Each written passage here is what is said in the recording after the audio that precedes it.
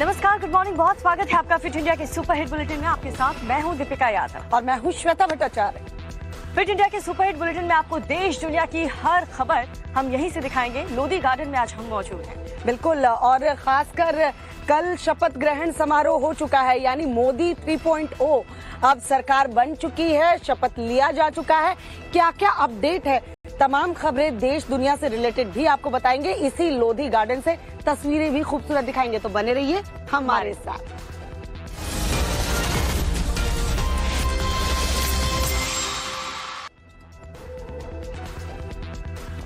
तो चलिए शुरुआत करते हैं सबसे बड़ी खबर के साथ। शपथ ग्रहण समारोह के बाद मोदी सरकार 3.0 जो है वो एक्शन में नजर आ रही है। आज शाम 5 बजे बताया जा रहा है कि कैबिनेट की पहली मीटिंग होनी है, और पहली मीटिंग में क्या कुछ खास होने वाला है वो भी जरा देख लीजिए। बिल्कुल, ये बड़ी खबर आपको बता रहे हैं बुलेटिन में। आप देखिए, कल शपथ ग्रहण समारोह हुआ।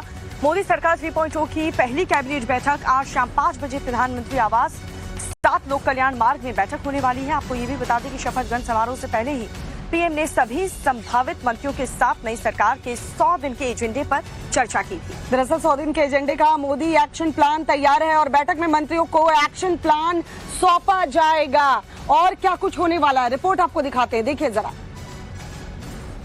मैं नरेंद्र दामोदर दास मोदी ईश्वर की शपथ लेता हूं कि मैं विधि द्वारा स्थापित भारत के संविधान के प्रति सच्ची श्रद्धा और निष्ठा रखूंगा। मैं भारत की प्रभुता और अखंडता अक्षुण्ण रखूंगा।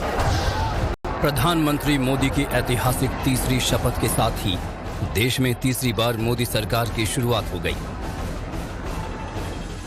राष्ट्रपति भवन में हुए भव्य समारोह में पीएम मोदी के साथ उनके 72 मंत्रियों ने गोपनीयता की शपथ ली। इस तरह 30 कैबिनेट मंत्री, स्वतंत्र प्रभार वाले 5 राज्य मंत्री और 36 राज्य मंत्रियों वाले मोदी कैबिनेट ने आकार ले लिया। मोदी कैबिनेट में इस बार भी यूपी से सबसे ज्यादा पीएम समेत 11 सांसदों को जगह मिली। नरेंद्र मोदी के नेतृत्व में गैर कांग्रेसी सरकार ने हैट्रिक लगाया है। ये मोदी जी के काम को बताता है। जो ये नई जिम्मेदारी मिली है, पूरी ईमानदारी के साथ अब इसको निभाएंगे पूरी ईमानदारी और निष्ठा के साथ। जो देश की उम्मीद है उस पे सरकार खड़े उतरने की काम करेगी। हम लोग पहला और दूसरा टर्म से ज्यादा काम करेंगे। मोदी सरकार 3.0 में गठबंधन और जातीय समीकरण का पूरा ध्यान रखा गया है। मंत्रियों में 21 सवर्ण, 27 ओबीसी, 10 एससी, 5 एसटी, 5 अल्पसंख्यक समाज से हैं। नए मंत्रिमंडल में 6 पूर्व मुख्यमंत्री और 23 राज्यों के मंत्रियों को जगह मिली। तो वहीं एनडीए में बीजेपी की सहयोगी पार्टियों के हिस्से से 11 मंत्री बने। Excellent beginning. Bright future for the nation. We are all very happy. आपको बता दें, 2014 की मोदी सरकार में 46 मंत्रियों ने शपथ ली थी। 2019 में यह आंकड़ा 52 हुआ, और अब 72 मंत्रियों के साथ ये सबसे बड़ी मोदी कैबिनेट है।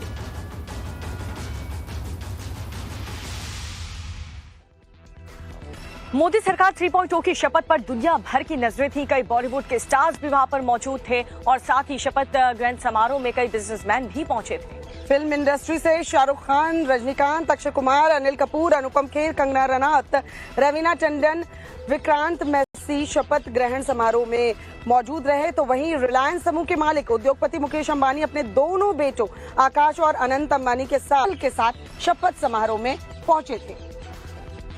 अडानी समूह के मालिक गौतम अडानी भी अपनी पत्नी और भाई राजेश अडानी के साथ समारोह में मौजूद रहे। तो कई ऐसी शख्सियत है जो कल शपथ ग्रहण समारोह के साक्षी बने।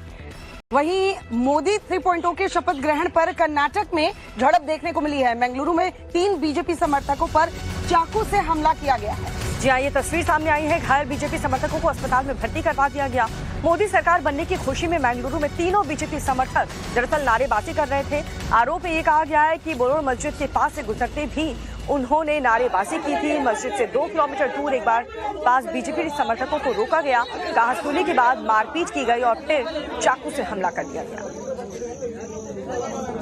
बाइक सवार मुस्लिम युवकों के गैंग ने निशाना बनाया है और बोलर मस्जिद के पास से उनका पीछा कर रहा था ये गैंग, और घायल बीजेपी समर्थकों को अस्पताल में फिलहाल भर्ती करवाया गया है। तो कल की तस्वीरें आपने देखी राष्ट्रपति भवन में जो शपथ ग्रहण समारोह था वो बहुत ही धूमधाम से उस कार्यक्रम का आयोजन किया गया। देश के कोने कोने से हर तबके के लोग पहुंचे थे। इंडी गठबंधन की पार्टियों ने इसे लेकर के निमंत्रण की सियासत का आरोप लगाया। बिल्कुल, पहले से ही इंडी गठबंधन जो है शपथ ग्रहण समारोह से दूरी बनाकर रखी थी, लेकिन पीएम मोदी के शपथ के बाद कांग्रेस सूत्रों ने जो दावा किया वो चौंकाने वाला है। क्या वो दावा है, दिखाते हैं आपको इस रिपोर्ट में।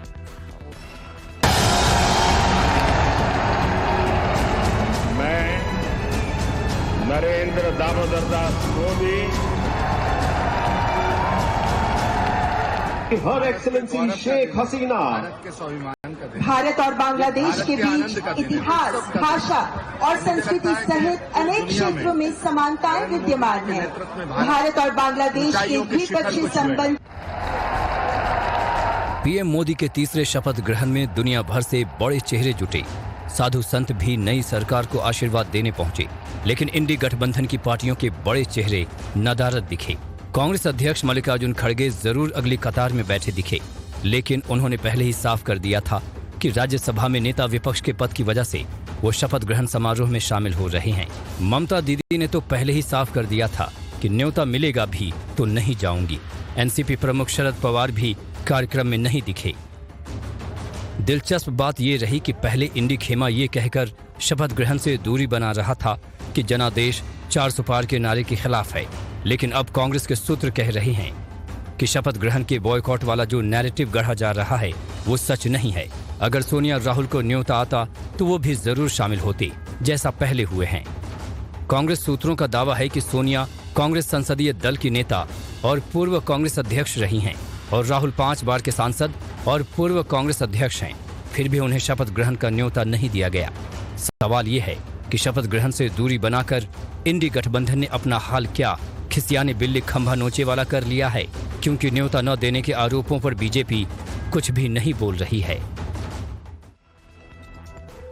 दिल्ली में मोदी सरकार 3.0 का शपथ ग्रहण पूरा हो गया, लेकिन इसके बाद महाराष्ट्र में सियासत जो है वो गर्माती नजर आ रही है। जी हाँ, आपको बता दें महाराष्ट्र में महाविकास आघाड़ी के नेता एनसीपी के मुखिया अजीत पवार को निशाने पर लेते हुए जिन्होंने कैबिनेट मंत्री पद न मिलने पर मोदी सरकार में शामिल होने से साफ तौर पर मना कर दिया। इस पर एक रिपोर्ट आपको दिखाते हैं। मैं नितिन जयराम गडकरी, मैं पीयूष वेद प्रकाश गोयल, मैं रामदास अठौले सत्यनिष्ठा से प्रतिज्ञा करता हूँ कि मोदी सरकार 3.0 की कैबिनेट में यूपी के बाद सबसे ज्यादा 6 मंत्री महाराष्ट्र से बनाए गए। इस फैसले को भले ही आने वाले महाराष्ट्र विधानसभा चुनाव से जोड़कर देखा जा रहा है, लेकिन जिस तरह एनडीए में शामिल एनसीपी के मुखिया अजीत पवार ने मंत्री पद के बंटवारे को लेकर अपना रुख दिखाया, वो चौंका रहा है। हम रुकने के लिए कुछ दिन के लिए तैयार है, लेकिन हमें कैबिनेट मिनिस्टरशिप चाहिए। कैबिनेट मंत्री पद से कम में समझौता नहीं, हम मोदी मंत्रिमंडल में शामिल नहीं होंगे। अजीत पवार का ये रुख सवाल उठा रहा है कि क्या महाराष्ट्र विधानसभा चुनाव की बिसात पर कैबिनेट वाली सौदेबाजी अभी से शुरू हो चुकी है। अजीत पवार ऐसा खेल महाराष्ट्र की महाअघाड़ी सरकार के गठन के दौरान भी खेल चुके हैं, लेकिन इस बार मामला मोदी मंत्रिमंडल का है।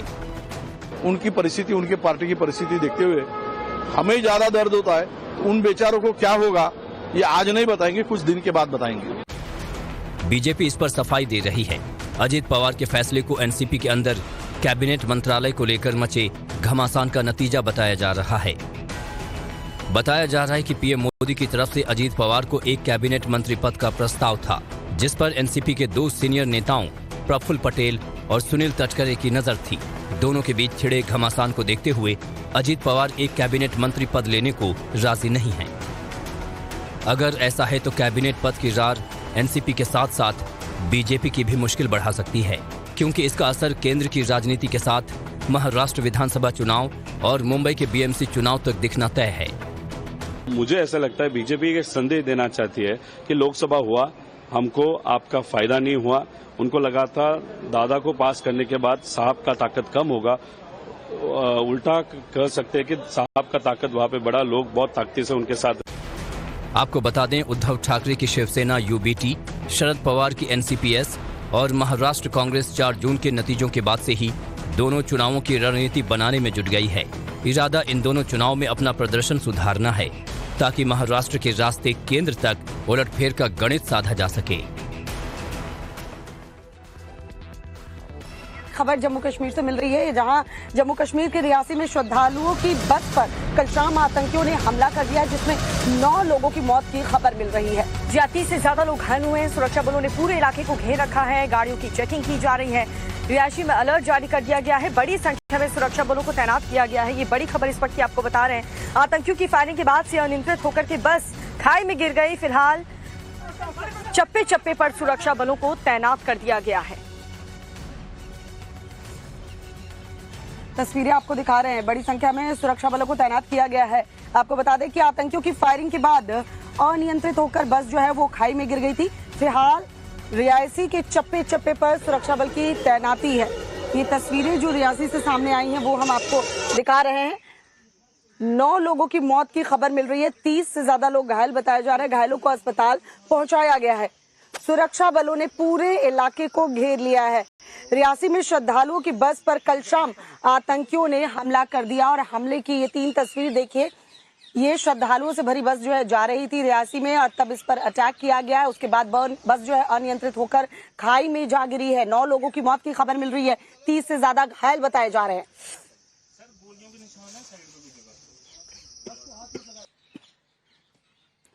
आतंकी हमले को लेकर सियासत देखिए अब शुरू हो गई है। कांग्रेस ने मोदी सरकार की घाटी में आतंक खत्म होने के दावे पर सवाल खड़े कर दिए हैं। हमारे सहयोगी प्रदीप दत्ता की एक रिपोर्ट दिखाते हैं, वहां से देखिए जरा।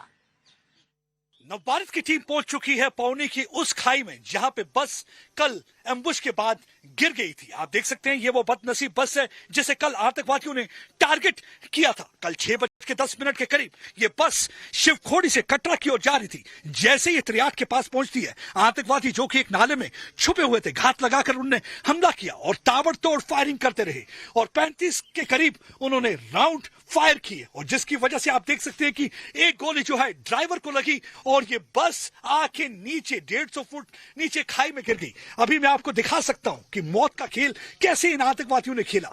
ये देख सकते हैं कि गोलियों के निशान किस तरीके से गोलियां इस बस को लगी। यहां पे आप देख सकते हैं पूरे छल्ली कर दिया इस गोलियों ने। एक गोली यहां से घिसटते हुई यहां पे आप देखिए पूरी तरह से अंदर छेद कर दिया है और अंदर जो यात्री सवार थे जिसमें 9 के करीब की जान चली गई और 33 के करीब जो है घायल हुए हैं। लेकिन जो ये मंजर आपको मैं दिखाने जा रहा हूं, दिल दहला वाला मंजर, आप देखिए इस बस की हालत कैसे है। ये हादसा वहां होता है, ऊपर सड़क पे गोलियां लगती हैं, उसके बाद बस घिसटती हुई नीचे आती है। आप देख सकते हैं किस तरीके से पेड़ उखड़ गए हैं। चट्टानों के ऊपर से घिसटती हुई बस यहां आके एक चट्टान की वजह से रुक जाती है और आप देख सकते हैं कि जैसे यात्रियों का सामान पूरा यहां पे पड़ा हुआ है। किसी ने भी सोचा नहीं था कि ये जो यात्री हैं अपने परिवार के लिए जो मांगने आए थे कि हमारे परिवार के साथ सब कुछ अच्छा हो, ये उनका आखिरी सफर होगा। आप देखिए छोटे बच्चों की चप्पलें। सवाल ये पैदा होता है इन छोटे नन्हे मुन्ने बच्चों ने क्या इन आतंकवादियों का बिगाड़ा था। आप देख सकते हैं यहाँ पे प्रसाद पड़ा हुआ है। ये शिवखोड़ी में इन्होंने प्रसाद लिया था, सोचा था कि घर जाएंगे तो अपने परिवार के सदस्यों को ये प्रसाद भेंट करेंगे। लेकिन ये देखिए उनका आखिरी सफर, कई परिवार पूरी तरह से तबाह हो चुके हैं। आप देख सकते हैं एसडीआरएफ की टीम यहाँ पे पूरी तरह से तलाशी कर रही है कि कोई यहाँ जख्मी तो नहीं रह गया। देर रात तो पूरी तरह से अभी भी तलाशी अभियान जारी है।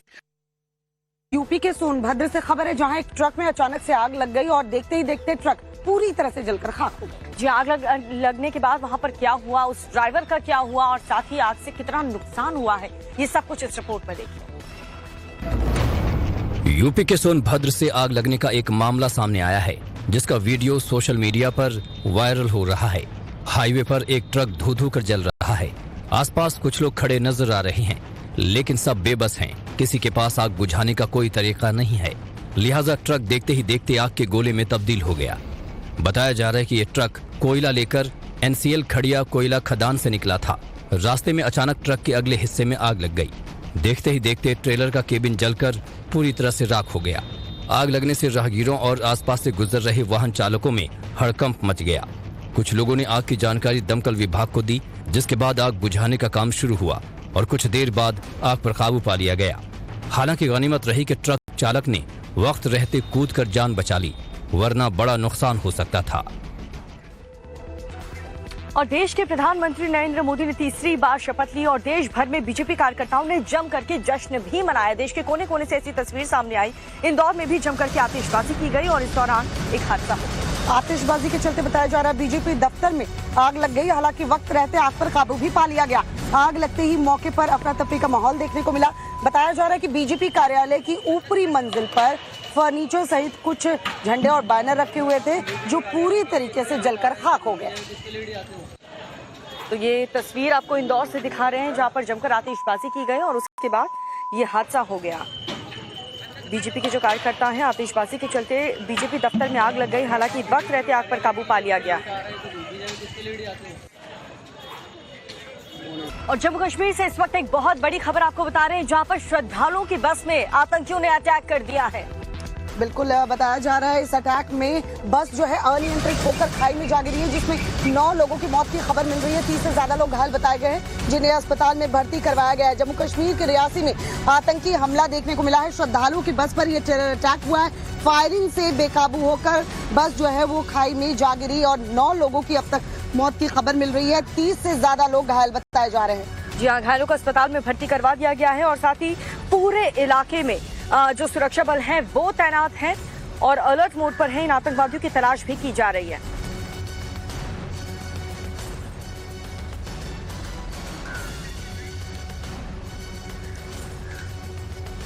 और इस हादसे में वहां के पुलिस के आला अधिकारियों का क्या कुछ कहना है वो भी जरा सुन लीजिए।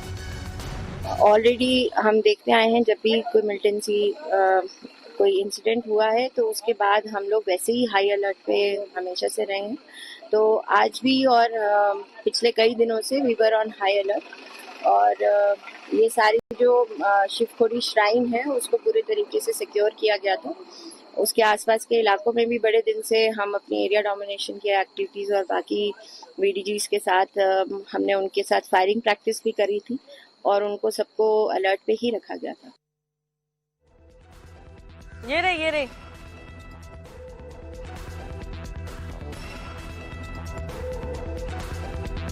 तस्वीरें हम आपको दिखा रहे हैं। जम्मू कश्मीर के रियासी में आतंकी हमला हुआ। एक बस के ऊपर फायरिंग आतंकियों ने शुरू कर दी जिसके बाद बस जो है अनियंत्रित होकर खाई में गिरी है और इस हादसे में बताया जा रहा है 9 लोगों की मौत हुई है। 30 से ज्यादा लोग घायल हुए हैं।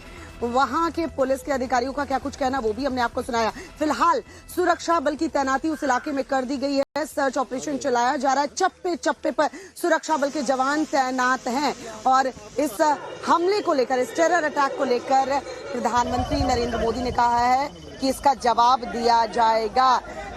जम्मू कश्मीर के रियासी में ये टेरर अटैक देखने को मिला है। एक बस के ऊपर ये हमला किया गया है। अचानक से अंधाधुंध फायरिंग की गई जिसके बाद बस का ड्राइवर उसने नियंत्रण खो दिया बस पर और बस जो है खाई में गिरी है जिसकी तस्वीरें सामने आई हैं। प्रदीप दत्ता हमारे सहयोगी इस वक्त हमारे साथ जुड़ चुके हैं। प्रदीप, अभी फिलहाल क्या इन्फॉर्मेशन मिल रही है? 9 लोगों की मौत की खबर, 30 से ज्यादा घायल, क्या अपडेट? हमें खबर बताया जाता है कि हमले में पाकिस्तानी दो आतंकवादी जो है मुलविस थे। कल 6:10 के करीब जब बस यहां से गुजरती है, आतंकवादी जो पास के इलाके में छुपे हुए थे वो वहां से निकल कर आते हैं, अंधाधुंध फायरिंग करते हैं, 30 से 35 राउंड फायर करते हैं। आपने बिल्कुल सही कहा, एक गोली जो है ड्राइवर को लगती है, नियंत्रण खो बैठता है और बस जो है खाई के अंदर जाके गिर सकती है। अभी आप देख सकते हैं यहाँ पे चप्पे चप्पे पर सुरक्षा बल तैनात है। सुरक्षा बल की गाड़ियां आप देख सकते हैं। पूरी तरह के तरीके से जंगल को खंगाला जा रहा है क्योंकि ये जंगल का इलाका है, काफी मुश्किल इलाका है। यहाँ पे समय आतंकवादी छुपे हुए हैं और बताया जाता है ये वही आतंकवादी है जिन्होंने राजौरी में पिछले दिनों हमला किया था। आपको याद होगा कि इंडियन एयरफोर्स ऑफिशियल्स की एक गाड़ी जा रही थी जिस पर उन्होंने घात लगाकर हमला किया था, जिसमें एक जवान शहीद हो गया था। उसके बाद से लगातार कोशिश यही है कि किसी न किसी जगह यह हमला करें और इस बार इन्होंने शिवखोड़ी जो कि ये यात्री थे, देखिए माता वैष्णो देवी के दर्शन करने आए थे। माता वैष्णो देवी के बाद शिवखोड़ी में यहाँ पे दर्शन करने के बाद कईयों ने प्रसाद लिया हुआ था, कईयों ने तस्वीरें ली हुई थी और जब वे जा रहे थे उस समय आतंकवादी हमला करते हैं। देखिए टाइमिंग देखिए, ये हमला उस समय होता है 1 घंटा पहले, जब प्रधानमंत्री का जो शपथ समारोह शुरू होने वाला था उससे 1 घंटा पहले ये हमला करते हैं। यानी कि एक पैगाम देने की कोशिश करते हैं कहीं ना कहीं पाकिस्तान, और पाकिस्तान की जो आतंकवादी है उनमें बौखलाहट है। बौखलाहट इसलिए क्योंकि प्रधानमंत्री नरेंद्र मोदी ने उनके दांत खट्टे किए हैं जब जब उन्होंने भारत की तरफ नजर उठा के देखा। हमने देखा कि किस तरीके से जब उड़ी पर हमला किया गया था, पहली सर्जिकल स्ट्राइक कर दी गई थी, एक पैगाम दिया गया था अगर आप लाइन ऑफ कंट्रोल को क्रॉस करेंगे तो हम भी लाइन ऑफ कंट्रोल को क्रॉस करके घर में घुसकर मारेंगे। उसके बाद हमने देखा था जब पुलवामा बॉम्बिंग हुई थी उसके बाद भी एक बार फिर से सर्जिकल स्ट्राइक की थी। इस बार हमारी जो वायुसेना थी उनके अंदर जाके बालाकोट में ठिकाने में पूरी तरह से जैश ए मोहम्मद के ठिकानों को ध्वस्त कर दिया था। और इनको लग रहा है कि प्रधानमंत्री के आने के बाद, नरेंद्र मोदी के आने के बाद एक बार फिर से एक मजबूत सरकार बनेगी। यही एक वजह थी कि इन्होंने हालात खराब करने की कोशिश की। उस दौरान जब यहाँ पे बाकी भी मुल्कों के यहाँ पे हमने देखा है कि हेड आए हुए हैं कहीं यहाँ पे समारोह में, यानी कि एक पैगाम देने की कोशिश की जम्मू कश्मीर में बिल्कुल सब ठीक नहीं है। क्योंकि बौखलाहट की दूसरी वजह यह भी है कि हमने देखा कि किस तरीके से चुनाव के दौरान जो लोकसभा के चुनाव में लोग निकल कर आए और उन्होंने जमहूरियत में हिस्सा लिया। पहली कि 60% के करीब हमने देखा मतदाता जो थे निकलकर बारामूला में आए, 60% के करीब मतदाता जो है अनंतनाग जिला में निकल कर आए, जिसे हब ऑफ टेरर बताया जाता है। और तीसरी चीज थी कि इन्होंने यात्रियों को टारगेट किया। तो 9 लोगों की अब तक मौत हो चुकी है, सुरक्षा बल वहां पर तैनात है। अपडेट्स आप हम तक पहुंचा रहे हैं। फिलहाल आपका बहुत बहुत शुक्रिया इस जानकारी के लिए। लेकिन जहां पर ये सब कुछ हुआ है वहां से एक रिपोर्ट आपको दिखाते हैं। जम्मू कश्मीर के रियासी में श्रद्धालुओं को लेकर जा रही बस पर आतंकियों ने हमला कर दिया, जिसके बाद बस अनियंत्रित होकर खाई में जा गिरी।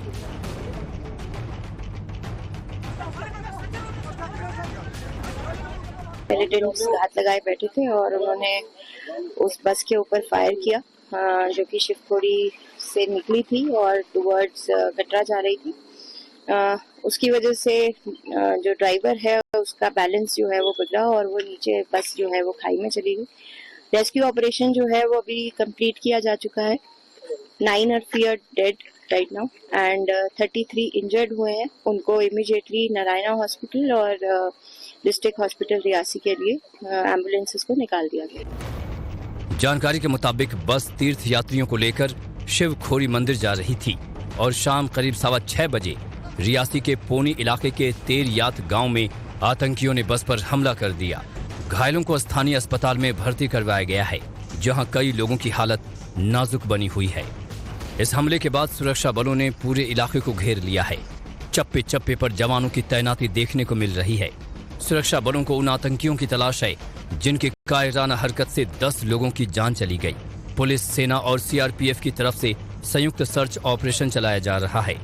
पीएम मोदी ने इस हमले की निंदा की है और एलजी मनोज सिन्हा से पूरे मामले की जानकारी ली है। तो वहीं अमित शाह ने भी हमले पर दुख जताया है। सोशल मीडिया साइट एक्स पर पोस्ट में उन्होंने लिखा कि जम्मू कश्मीर के रियासी में तीर्थ यात्रियों पर हुए हमले की घटना से बहुत दुखी हूँ। जम्मू कश्मीर के उपराज्यपाल और डीजीपी से बात की और घटना के बारे में जानकारी ली है। इस कायराना हमले के दोषियों को बख्शा नहीं जाएगा। कांग्रेस अध्यक्ष मल्लिकार्जुन खड़गे ने इस आतंकी हमले को लेकर मोदी सरकार को घेरा है।